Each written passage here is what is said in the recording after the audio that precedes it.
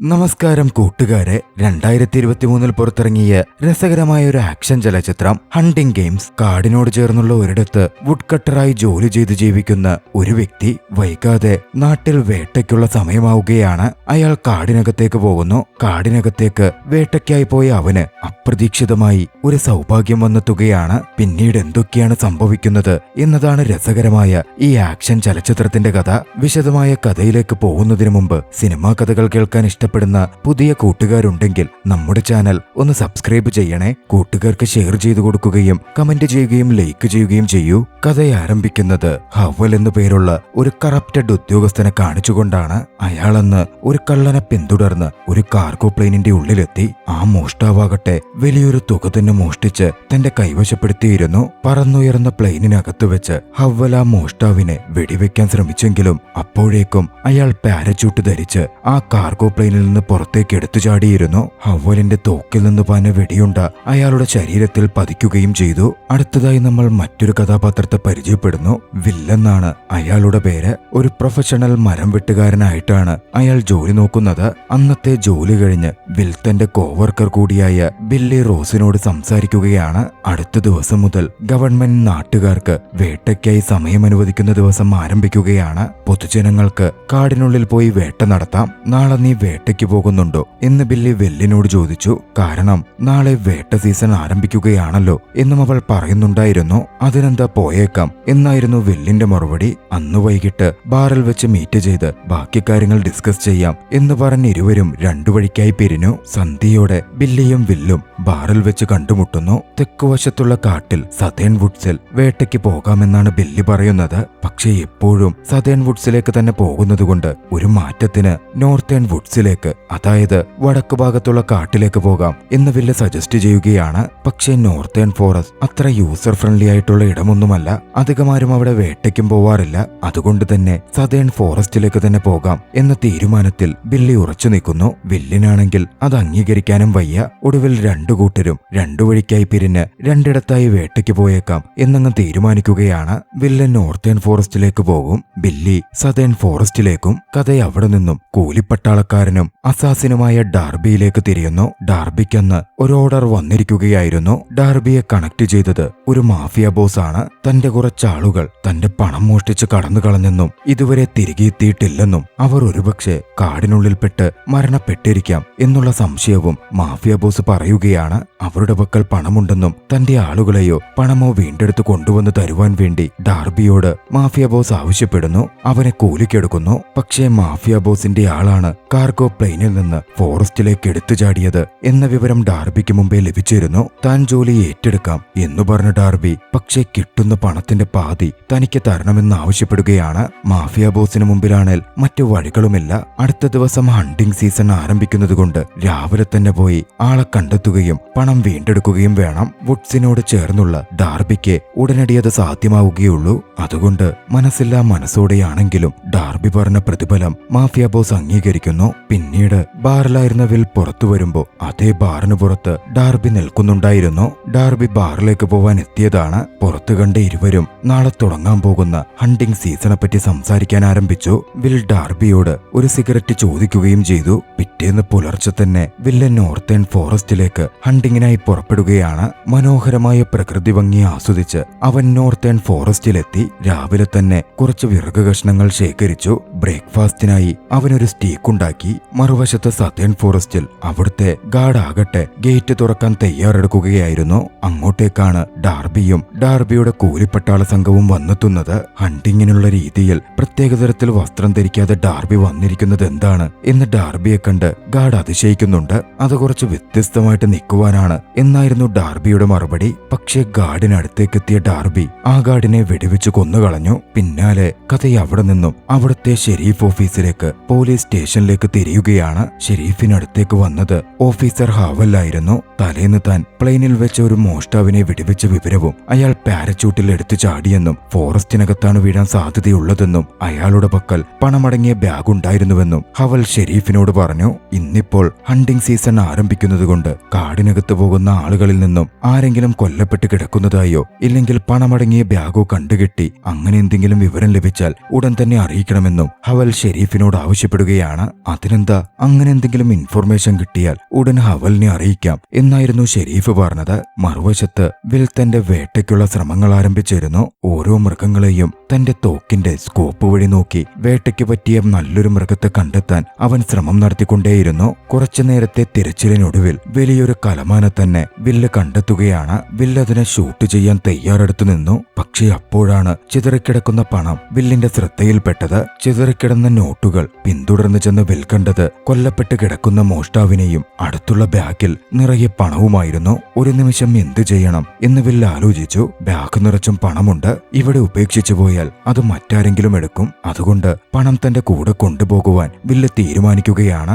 വില്ല് അവിടെ നിന്നും പണമടങ്ങിയ ബാഗുമെടുത്ത് കാടിന്റെ അതിരിലേക്കെത്തി. തന്റെ കാറ് പാർക്ക് ചെയ്തിരുന്നിടത്തേക്ക് അവിടെ നിന്നും ബാഗ് തുറന്ന് എത്രത്തോളം പണം അതിലുണ്ട് എന്ന് വില്ല് എടുത്തു നോക്കാൻ ആരംഭിച്ചു. പക്ഷേ വില്ല് അവിടെ നിന്ന് പോവാൻ ഒരുങ്ങുമ്പോഴേക്കും ഡാർബിയുടെ കൂലിപ്പട്ടാള സംഘം അങ്ങോട്ടേക്ക് എത്തിക്കഴിഞ്ഞിരുന്നു. പണവുമായി നിൽക്കുന്ന വില്ലിനെ അവർ കണ്ടുകഴിഞ്ഞിരുന്നു. ഡാർബി വില്ലിനോട് പണമടങ്ങിയ ബാഗ് തങ്ങൾക്ക് തന്നേക്കാൻ ആവശ്യപ്പെട്ടു. പക്ഷേ ആ പണം ഡാർബിയുടേതുമല്ല എന്ന് വില്ലിന് ഉറപ്പായിരുന്നു. അതുകൊണ്ട് വില്ല് അതിന് തയ്യാറാകുന്നില്ല. അത് ഷെരീഫിന്റെ ഓഫീസിലേക്ക് എത്തിക്കാനായിരുന്നു വില്ല് ചിന്തിച്ചിരുന്നത്. പണം കൈമാറിയില്ലെങ്കിൽ വില്ലിനെ ഉപദ്രവിക്കും എന്ന് ഡാർബി വാണിംഗ് കൊടുത്തു. പക്ഷേ വില്ല് അതൊന്നും കാര്യമായി എടുക്കുന്നേയില്ല. ഡാർബി തന്റെ കൂട്ടാളിയോട് വില്ലിനെതിരെ ഷൂട്ട് ചെയ്യാൻ ആവശ്യപ്പെടുകയാണ്. പിന്നെ പറയണ്ടല്ലോ, അവിടെ ഒരു ഷൂട്ടൌട്ട് തന്നെ അരങ്ങേറുന്നു. ബുള്ളറ്റുകളിൽ നിന്നും വില്ല് വിദഗ്ധമായി ഒഴിഞ്ഞുമാറി. ഒടുവിൽ തന്റെ കയ്യിൽ ഉണ്ടായിരുന്ന കന്നാസിലെ പെട്രോൾ മുമ്പിലേക്ക് വലിച്ചെറിഞ്ഞ വിൽ അതിലേക്ക് വെടിയുതിർത്ത് അവിടെ ഒരു സ്ഫോടനം സൃഷ്ടിക്കുകയാണ്. അതിന്റെ മറവിൽ വില്ല് അവിടെ നിന്ന് കാടിനകത്തേക്ക് തിരികെയോടുകയും ചെയ്തു. പിന്നാലെ ഡാർബിക്ക് മാഫിയ ബോസിന്റെ കോൾ എത്തുന്നു. ഡാർബി പണം കണ്ടെത്തിയോ എന്നായിരുന്നു മാഫിയ ബോസിന്റെ ചോദ്യം. തങ്ങൾ എത്തുന്നതിനു മുമ്പേ മറ്റൊരാൾ അത് കണ്ടെത്തി എന്ന് ഡാർബിയിൽ നിന്നും കേട്ട മാഫിയ ബോസ് വല്ലാതെ രോഷാകുലനാകുന്നുണ്ട്. എന്ത് ചെയ്തിട്ടാണെങ്കിലും പണം തിരികെ നേടുവാൻ ഡാർബിയോട് മാഫിയ ബോസ് ഉത്തരവിടുകയാണ്. അതോടെ ഡാർബി തന്റെ ആളുകളോട് പ്ലിറ്റ് ചെയ്തു പോയി കാടിനകത്ത് തിരച്ചിൽ നടത്തുവാനും വില്ലിനെ കണ്ടെത്തി കൊല്ലണ്ടി വന്നാൽ കൊന്ന് പണം എടുക്കുവാനും ആവശ്യപ്പെടുന്നു. 30 മിനിറ്റുകൾ കടന്നുപോയി. കാടിനകത്തേക്ക് കയറിയ വിൽ തന്റെ കയ്യിലുള്ള മാപ്പ് നോക്കി രക്ഷപ്പെട്ടു പോകേണ്ടുന്ന ഇടം മനസ്സിലാക്കാൻ ശ്രമിക്കുകയായിരുന്നു. പക്ഷേ പെട്ടെന്ന് അവൻ ആക്രമിക്കപ്പെടുകയാണ്. അത് ഡാർബിയായിരുന്നു. അവിടെ വെച്ചും ഒരു ഷൂട്ടൌട്ട് നടന്നെങ്കിലും വിൽ അവിടെ നിന്ന് ഓടി മറ്റൊരിടത്തേക്ക് മാറാൻ ശ്രമിക്കുന്നു. പക്ഷേ വിൽ ഓടിക്കയറിയത് നിർഭാഗ്യവശാൽ ഡാർബിയുടെ കൂട്ടാളികളുടെ അടുത്തേക്കായിരുന്നു. അവിടെയും ഒരു ഷൂട്ടൌട്ട് അരങ്ങേറുകയാണ്. ഒരു ഘട്ടത്തിൽ ഡാർബിയുടെ കൂട്ടാളികളിൽ ചിലരെ വകവരുത്താൻ വില്ലിന് സാധിക്കുന്നുണ്ട്. പക്ഷേ അവന്റെ വയറ്റിലും അതിനോടകം പരിക്കേറ്റിരുന്നു. സാരമായി പരിക്കേറ്റെങ്കിലും മുന്നോട്ട് പോകുവാൻ വില്ല് തീരുമാനിച്ചു. അവന് പോവേണ്ടത് സതേൺ ഫോറസ്റ്റിലേക്കായിരുന്നു. കാരണം ബില്ലി അവിടെ ഉണ്ടാകും എന്ന് വില്ലിന് അറിയാമായിരുന്നു. പക്ഷേ ആ സഞ്ചാരം അത്ര എളുപ്പമായിരുന്നില്ല. ഏകദേശം 1 മണിക്കൂറോളം നേരമെടുത്തു. വേദന സഹിച്ച് നടന്ന് വില്ലൊടുവിൽ ബില്ലിയുടെ കാറിനടുത്തെത്തുകയാണ്. പക്ഷേ അവിടെ എത്തിയതും ആകെ ക്ഷീണിതനായിരുന്ന പരിക്കേറ്റിരുന്ന വിൽ ബോധരഹിതനായി താഴെ വീഴുന്നു. പിന്നീട് ബോധം തെളിയുമ്പോൾ വില്ലിനടുത്ത് ബില്ലി ഉണ്ടായിരുന്നു. അവന്റെ മുറിവുകൾ ബില്ലി ട്രീറ്റ് ചെയ്തിരുന്നു. വില്ലിന്റെ ബാഗ് പരിശോധിച്ച ബില്ലി അതിനോടകം പണം കണ്ടിരുന്നു. ഇത്രയധികം പണം എവിടെ നിന്ന് കിട്ടി എന്ന് ബില്ലി വില്ലിനോട് ചോദിച്ചു. കാടിനകത്ത് കിടന്ന് കിട്ടിയതാണെന്നും അടുത്തൊരു മൃതശരീരം ഉണ്ടായിരുന്നെന്നും ഏതോ മോഷ്ടാവിന്റേതാണെന്നാ തോന്നുന്നത് എന്നും വില്ല് ബില്ലിയോട് പറയുകയും ബില്ലി പോലീസിനെ വിവരമറിയിച്ചോ എന്നവളോട് തിരക്കുകയും ചെയ്യുകയാണ്. കൂട്ടത്തിൽ പണം വീണ്ടെടുക്കാൻ വന്ന കൂലിപ്പട്ടാളക്കാർ തന്നെ ആക്രമിച്ച കാര്യവും വില്ല് വ്യക്തമാക്കി. പക്ഷേ ബില്ലി പോലീസിനെ വിളിച്ചിരുന്നില്ല. എന്താ ഇതൊന്നും അറിയാതെ എങ്ങനെ താൻ പോലീസിനെ വിളിക്കുന്നത് എന്നായിരുന്നു അവൾ തിരികെ ചോദിച്ചത്. പോലീസിനെ വിളിക്കാനും പണം ഷെരീഫിന് കൈമാറാം എന്നും വില്ല് പറഞ്ഞെങ്കിലും ബില്ലി അതിനെ എതിർത്തു. എന്തിനാ ഷെരീഫിന് കൊടുക്കുന്നേ? അവരൊക്കെ കൈക്കൂലിക്കാരാണ്. ഇതൊന്നും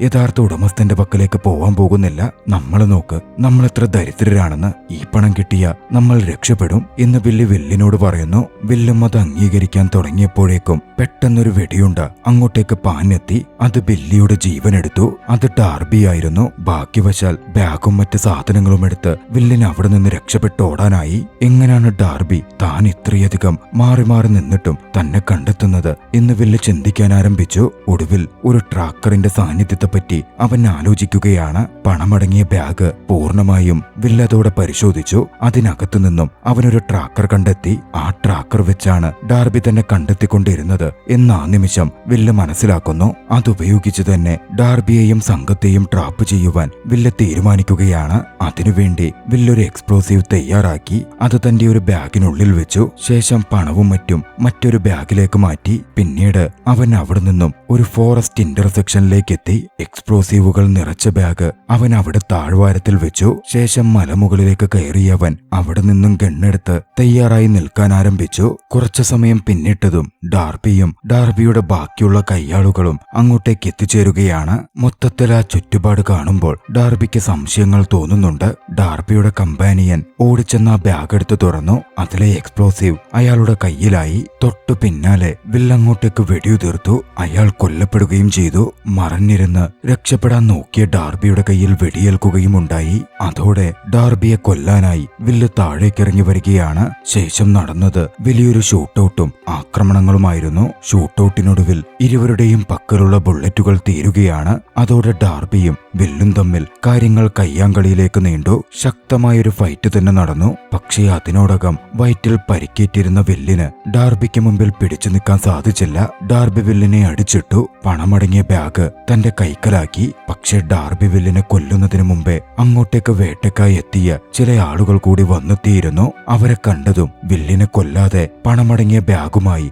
ഡാർബി അവിടെ നിന്ന് രക്ഷപ്പെട്ടു പോവുകയാണ്. അവശതയിൽ നിന്നിരുന്ന വില്ലാകട്ടെ ഉടൻ കുഴഞ്ഞ് താഴെ വീണു. കുറച്ചു സമയത്തിനു ശേഷം ഡാർബി കാട് താണ്ടി റോഡിലേക്ക് എത്തി. ആ സമയം ഒരു വാഹനം റോഡിലൂടെ വരുന്നുണ്ടായിരുന്നു. കാടിന് നടക്ക് നിൽക്കുന്ന ഡാർബിയെ കണ്ട് വാഹനത്തിൽ നിന്നിറങ്ങിയ വ്യക്തി ഹെൽപ്പ് വേണോ എന്ന് ചോദിച്ചു. ഡാർബി ഒട്ടും മടിച്ചില്ല. അയാളെ വെടിവെച്ചു കൊന്ന് ആ വണ്ടിയെടുത്തു. വണ്ടിക്കകത്ത് കയറിയതും വില്ലിനടുത്തുനിന്ന് കിട്ടിയ ബാഗ് ഡാർബി തുറന്നു നോക്കുകയാണ്. പക്ഷേ ഞെട്ടലോടെ ഡാർബി ഒരു കാര്യം തിരിച്ചറിയുന്നു. അതിനകത്ത് പണമുണ്ടായിരുന്നില്ല. കല്ലുകളും മറ്റും നിറച്ചു വെച്ചിരിക്കുകയായിരുന്നു. ഇതൊക്കെ മുൻകൂട്ടി കണ്ടിരുന്ന വിൽ പണം മറ്റെങ്ങോട്ടേക്കോ മാറ്റിയിരുന്നു. ദേഷ്യം കൊണ്ട് ഡാർബി അലറി വിളിച്ചു. അന്ന് രാത്രിയിൽ വിൽ അവിടുള്ള ഒരു ക്ലിനിക്കിലാണ് കണ്ണു തുറക്കുന്നത്. വില്ലിന് ട്രീറ്റ്മെന്റുകൾ ലഭിച്ചിരുന്നു. വില്ലിനെ കാണുവാൻ ഹവ്വൽ അങ്ങോട്ടേക്ക് എത്തി. ഹവ്വൽ വില്ലിനോട് പണത്തെപ്പറ്റിയും ആക്രമിച്ച വ്യക്തിയെപ്പറ്റിയും ഒക്കെ ചോദിച്ചു. തന്നെ ആക്രമിച്ച് ഡാർബി പണവുമായി കടന്നു കളഞ്ഞു എന്നായിരുന്നു വില്ലിന്റെ മറുപടി. ആ സമയം നഴ്സ് അങ്ങോട്ടേക്ക് കടന്നു വന്നു. ഒരുപാട് സംസാരിക്കരുതെന്നും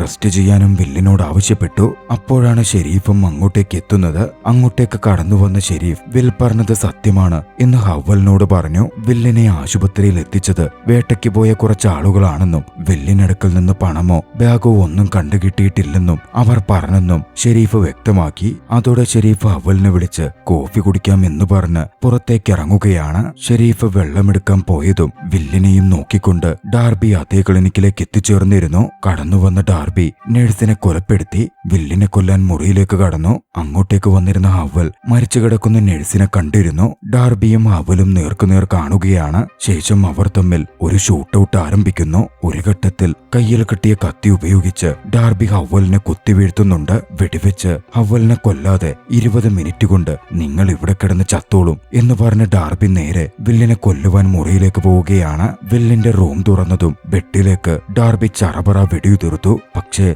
പുറത്തെ ശബ്ദമൊക്കെ കേട്ടിരുന്ന വിൽ തലയിണകൾ കൊണ്ട് ആൾരൂപം ബെഡിൽ ഉണ്ടാക്കി വെച്ച് മറഞ്ഞു നിന്നിരുന്നു. ഡാർബി റൂമിലേക്ക് കടന്നതും വില്ല് കടന്നാക്രമിക്കുകയാണ്. അവിടെ വെച്ച് അവർ തമ്മിൽ ശക്തമായൊരു ഫൈറ്റ് നടക്കുന്നു. ഫൈറ്റിനൊടുവിൽ ഡാർബി വില്ലിനെ അടിച്ച് താഴെയിട്ടു. കൃത്യസമയത്ത് ഡാർബിയുടെ ഗൺ വില്ലിന്റെ കയ്യിൽ കിട്ടിയിരുന്നു. വില്ല് അതുപയോഗിച്ച് ഡാർബിക്ക് നേരെ ചറപറ വെടിയുതിർത്തെങ്കിലും ബുള്ളറ്റ് പ്രൂഫ് വെസ്റ്റ് ധരിച്ചിരുന്ന ഡാർബിക്ക് ഒന്നും തന്നെ സംഭവിക്കുന്നില്ല. വില്ലിനെ കൊല്ലുവാൻ ഡാർബി മുമ്പോട്ട് നടന്നു വരികയാണ്. മറുവശത്ത് വീണ് കിടന്നിരുന്ന ഹവ്വൽ എഴുന്നേറ്റ് വന്നിരുന്നു. തോക്ക് ചൂണ്ടി തന്റെ അവശതയിലും അയാൾ അവിടെ നിന്നും ഡാർബിക്ക് നേരെ വെടിയുതിർത്തു. കൃത്യമായി ഡാർബിയുടെ തലയ്ക്ക് വെടിവെച്ച് ഹവ്വൽ ഡാർബിയെ കൊലപ്പെടുത്തി. വില്ലാകട്ടെ ഏറെ പരിക്കേറ്റിരുന്ന ഹവ്വലിനെ പ്രൊട്ടക്ട് ചെയ്ത് ആവശ്യമായ ട്രീറ്റ്മെന്റുകൾക്കായി കൊണ്ടുപോയി. പിന്നീട് വർഷങ്ങൾക്ക് ശേഷം വിൽ അപ്പോഴും ഒരു ദരിദ്രനെ പോലെ തന്റെ സാധാരണ ജോലികൾ ചെയ്ത് ജീവിക്കുകയാണ്. വില്ല അന്നൊരു ദിവസം ബില്ലിയുടെ കുഴിമാടത്തിനടുത്തെത്തി. അവിടെ നിന്ന് പ്രാർത്ഥിച്ചു. അന്നവൾ അവളെ രക്ഷപ്പെടുത്താൻ ഒരുപക്ഷെ സാധിച്ചേക്കുമായിരുന്നിട്ടും അതിന് കഴിയാതെ പോയതിന് അവൻ അവളോട് ക്ഷമ ചോദിച്ചു. ആ സമയം അങ്ങോട്ടേക്ക് ഹവ്വലും വന്നെത്തുന്നുണ്ട്. വില്ലിപ്പോഴും ആ പണം എവിടെയോ ഒളിപ്പിച്ചു വെച്ചിരിക്കുന്നതായിരിക്കാം എന്ന തരത്തിൽ ഹവ്വൽ വില്ലിനെ സംശയിച്ചിരുന്നു. വില്ലെന്ന് ഹവ്വലിനോട് പറഞ്ഞു.